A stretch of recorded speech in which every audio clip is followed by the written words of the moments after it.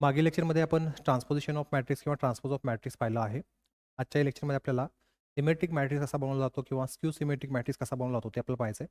तर इथे आपल्याला सांगितलेलं आहे, समजा ए हा एक मॅट्रिक्स आहे ज्याच्यामध्ये एम रोज आहेत आणि एन कॉलम आहे. जर त्याला आपण ट्रान्सपोज केलं तर रोजचे कॉलम होणार. इथे रोज किती आहेत? एम. मग इथे एम काय झाले? कॉलम झाले. एन इथं रोज होत्या, इथे काय झाले? एन कॉलम झाले. ठीक आहे, म्हणजे रोजचे कॉलम आणि कॉलमचे रोज आलेले आहेत असं त्यांचा म्हणण्याचा हेतू आहे. तर आपल्याला स्क्यू सिमेट्रिक मॅट्रिक्स किंवा सिमेट्रिक मॅट्रिक्स फाइंड करण्यासाठी जो मॅट्रिक्स आहे हा स्क्वेअर मॅट्रिक्स असणं गरजेचं आहे. म्हणजे जेवढ्या रोज आहेत तेवढेच कॉलम असले पाहिजेत. म्हणजे 2 रोज 2 कॉलम, 3 रोज 3 कॉलम असले पाहिजेत मॅट्रिक्समध्ये. तरच आपण सिमेट्रिक किंवा स्क्यू सिमेट्रिक मॅट्रिक्स बनवू शकतो. ठीक आहे. तर आता त्यांनी असं सांगितलंय की समजा तुम्हाला सिमेट्रिक मॅट्रिक्स हवा असेल, सिमेट्रिक मॅट्रिक्स हवा असेल, समजा ए हा मॅट्रिक्स दिला, आपल्याला सिमेट्रिक मॅट्रिक्स फाइंड करायचा आहे. तर त्यासाठी आपल्याकडे हा फॉर्म्युला आहे 1/2 in bracket A plus A transpose. म्हणजेच ए हा दिलेला मॅट्रिक्स असणार आहे, त्याच्यामध्ये त्याच मॅट्रिक्सचे काय करायचं, आपल्याला ट्रान्सपोजची ॲड घ्यायचा आहे आणि त्याची ॲडिशन करायची. त्याला 1/2 ने मल्टिप्लाय केलं की आपल्याला काय मिळतो? सिमेट्रिक मॅट्रिक्स मिळतो. आणि जर आपल्याला दिलेल्या मॅट्रिक्सचा जर स्क्यू स्क्यू सिमेट्रिक मॅट्रिक्स जर फाइंड करायचा असेल, तिथं फक्त प्लसच्या ऐवजी काय करायचं आहे? मायनस करायचं आहे. म्हणजे ए मॅट्रिक्स घ्यायचा किंवा जो काही क्वेश्चनमध्ये मॅट्रिक्स दिला तो घ्यायचा आहे. त्याच्यातून आपल्याला त्याच मॅट्रिक्सचा ट्रान्सपोज जो आहे काय करायचा आहे? सबस्ट्रॅक्ट करायचा आहे आणि त्याला नंतर 1/2 ने मल्टिप्लाय करायचा आहे. त्यानंतर तुम्हाला जो मॅट्रिक्स मिळतो तो असतो स्क्यू सिमेट्रिक मॅट्रिक्स. ह्या दोन्हींची ॲडिशन आपल्याला करायची आहे आजच्या या प्रॉब्लेममध्ये. मग ह्या दोन्ही फॉर्म्युलांची काय होईल? ॲडिशन होईल. तर तेच इथे ॲडिशन करून दिलेलं आहे. हा पहिला फॉर्म्युला इथून एवढा. ठीक आहे. त्यानंतर हा दुसरा फॉर्म्युला. ह्या दोन्हीची काय केली आपण? सम केली, ॲडिशन केली, बेरीज केली. तर म्हणजे ही ॲडिशन किंवा सम कशाची झाली? तर सिमेट्रिक आणि स्क्यू सिमेट्रिक मॅट्रिक्सची झाली. त्या ठिकाणी सिमेट्रिक मॅट्रिक्सला आपण बी डिनोट केलं आहे आणि स्क्यू सिमेट्रिक मॅट्रिक्सला सी डिनोट केलं आहे. तर त्याच्यावरचा प्रॉब्लेम पाहूयात कसं सॉल्व्ह करायचा आहे. काही अवघड नाही, एकदम सोपा आहे आणि विचारला पण बराच वेळ जातो. ठीक आहे. आता क्वेश्चन मी काय सांगितलं आहे, express the matrix A as a sum of symmetric and skew symmetric matrices if A equal to 3/3 ऑर्डरचा मॅट्रिक्स दिलेला आहे. एक तर 2/2 चा देऊ शकता, ते किंवा 3/3 चा. पण जनरली 3/3 चाच तुम्हाला मॅट्रिक्स दिला जातो प्रॉब्लेम सॉल्व्ह करताना एक्झामिनेशनमध्ये. काय सांगितलं आपल्याला या ठिकाणी? सम काढायची. सम म्हणजे काय? बेरीज. कशाची काढायची आहे? किंवा ॲडिशन. सिमेट्रिक आणि स्क्यू सिमेट्रिक मॅट्रिक्सची ॲडिशन करायची आहे, फाइंड करायची आहे. तर मग सगळ्यात सुरुवातीला इथे आपण आन्सरमध्ये लिहिणार.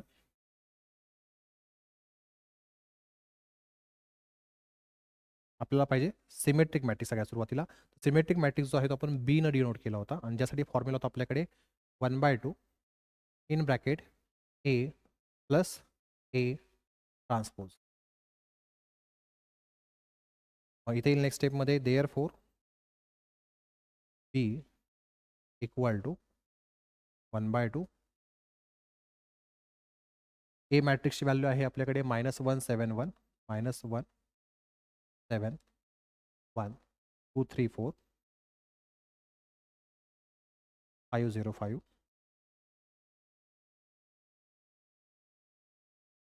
प्लस ए ट्रान्सपोज. तर फर्स्ट रोचं काय होईल? फर्स्ट कॉलम बनेल या ठिकाणी -171 234 234 505 505.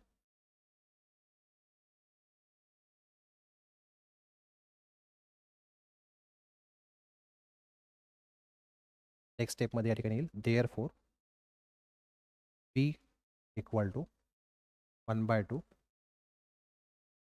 -1 plus -1 plus into minus minus. -1 -1 येईल. 7 प्लस 2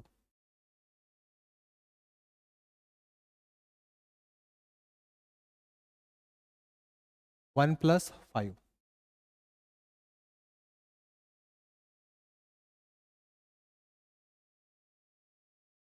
त्यानंतर 2 प्लस 7 दोन्ही ही मॅट्रिक्सची फक्त आपण ॲडिशन करत आहोत सध्या. 3 plus 3 4 plus 0 5 plus 1 0 plus 4 5 plus 5. त्यानंतर येईल therefore B equal to 1/2 -1 -1 -2 7 plus 2 9 1 plus 5 6 2 plus 7 9 3 plus 3 6 4 plus 0 4 5 plus 1 6 0 plus 4 4 5 plus 5 10.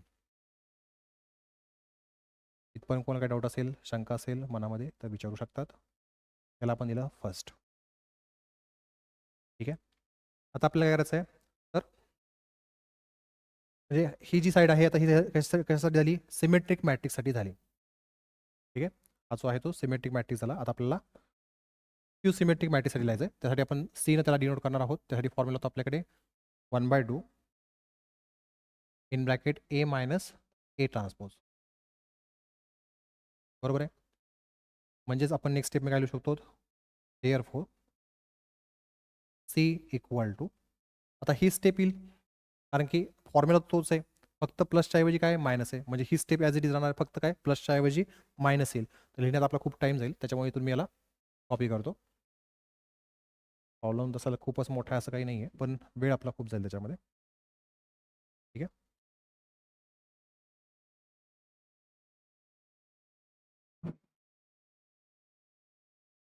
ही झाली स्टेप.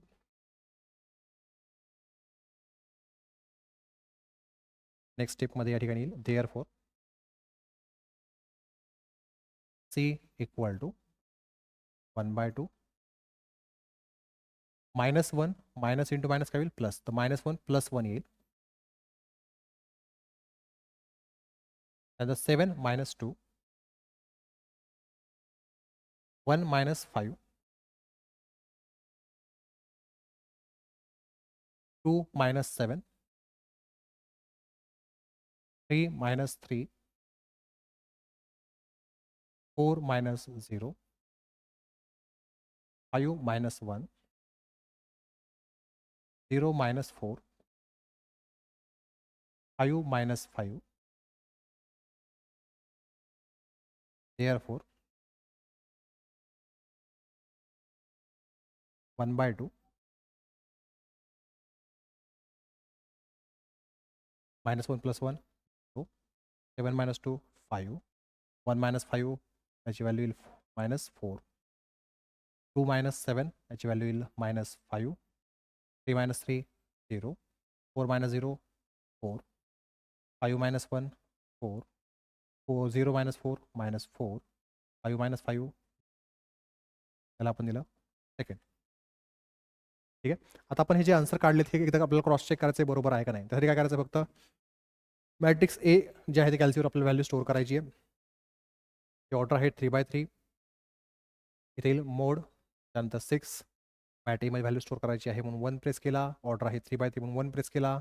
आता व्हॅल्यू स्टोअर करूया. त्या ठिकाणी आपण जे आहे -171 -171 सेकंड रो आहे 2 3 4 2 3 4 त्यानंतर 505 505 व्हॅल्यू स्टोअर झाली एची. आता आपल्याला काय फाइंड करायचं ते पहा नीट. आपल्याला फाइंड करायचं आहे या ठिकाणी या दोन्हींची ॲडिशन. ॲडिशन केल्यानंतर एवढा मॅट्रिक्स आला पाहिजे, म्हणजे ए प्लस ए ट्रान्सपोज करायचा आहे. ठीक आहे. तर सगळ्यात पहिले ए मॅट्रिक्स आणायचा आहे म्हणून शिफ्ट 4 मॅट एसाठी 3 दाबला.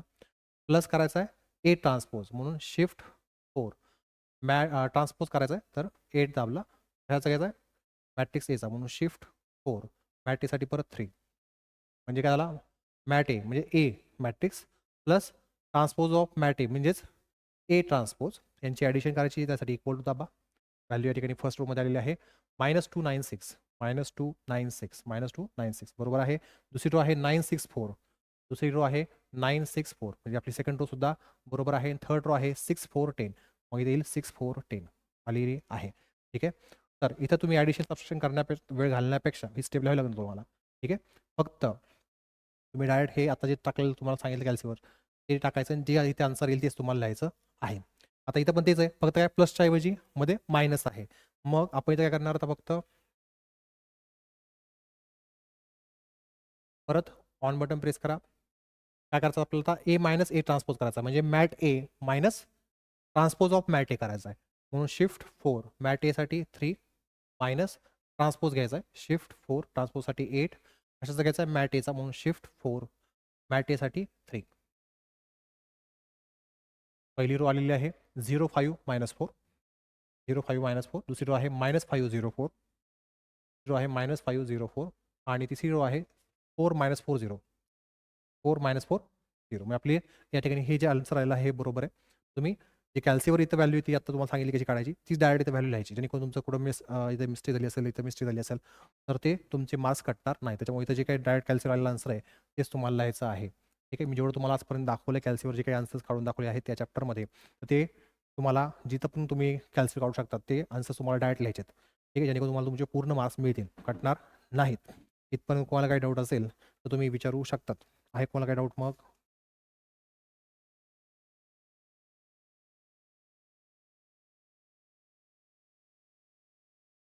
आता पुढे जाऊयात. आता त्याने आपल्याला काय विचारलं होतं ॲक्चुअली, तर सम करायची कशाची? ती सिमेट्रिक मॅट्रिक्स आणि स्क्यू सिमेट्रिक मॅट्रिक्स. म्हणजे या मॅट्रिक्सची आलेली ही व्हॅल्यू आणि ही व्हॅल्यू बी आणि सी यांची आपल्याला काय करायची ॲडिशन फाइंड करायची होती. ठीक आहे. तर मग आता इथे नेक्स्ट स्टेपमध्ये येईल. त्यांनी सांगितलं होतं मॅट्रिक्स एला कशात एक्सप्रेस करायचं आहे? Symmetric matrix plus Q symmetric मॅट्रिक्समध्ये म्हणजे बी प्लस सी आपल्याला या ठिकाणी करावं लागेल. म्हणून इथे आपण लिहिणार आता देअरफॉर ए इक्वल टू काय येईल? सगळ्यात पहिली ही स्टेप झाली, इथे घेतली मी. त्यात आपल्याला ॲड करायचं आहे आता याची व्हॅल्यू सीची. इथे घेऊन टाकली मी.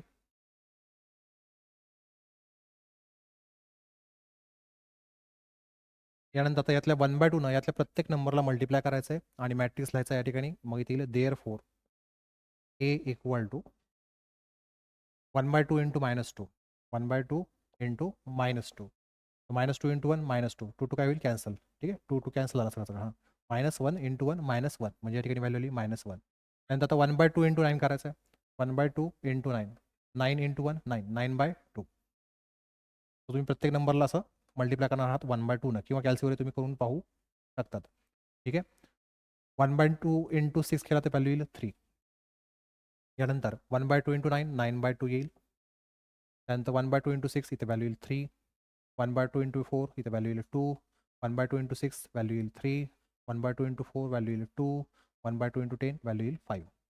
प्लस परत 1/2 ने यातल्या प्रत्येक नंबरला मल्टिप्लाय करा. 1/2 इंटू 0 0. 1/2 इंटू 5 5/2. 1/2 इंटू -4 -2. -5 इंटू 1 -5/2. त्यानंतर 1/2 इंटू 0 0. 1/2 इंटू 4 म्हणजे 4 इंटू 1 4 4/2 मीन्स 2. 4 इंटू 1 4/2 2 व्हॅल्यू येईल या ठिकाणी. -4 इंटू 1 -4 -4/2 मीन्स -2 आणि 0 इंटू 1/2 0 अशी व्हॅल्यू येईल. ठीक आहे. या ठिकाणी आता काय सांगतो याकडे जरासं नीट लक्ष द्या.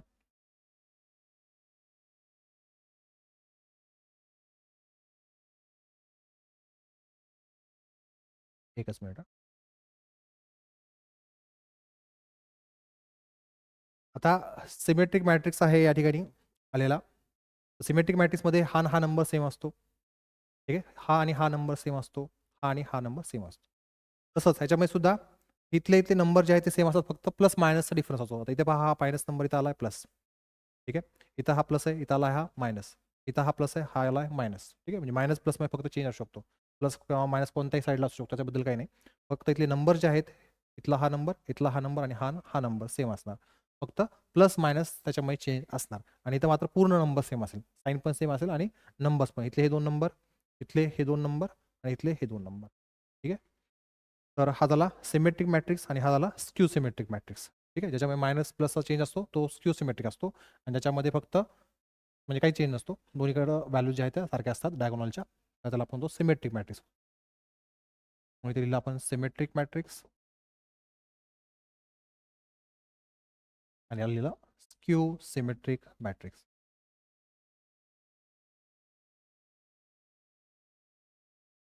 त्याला लिहून टाकायचं आहे. बाकी काही डाऊट असेल, मनामध्ये शंका असतील तर विचारून घ्यायचं आहे.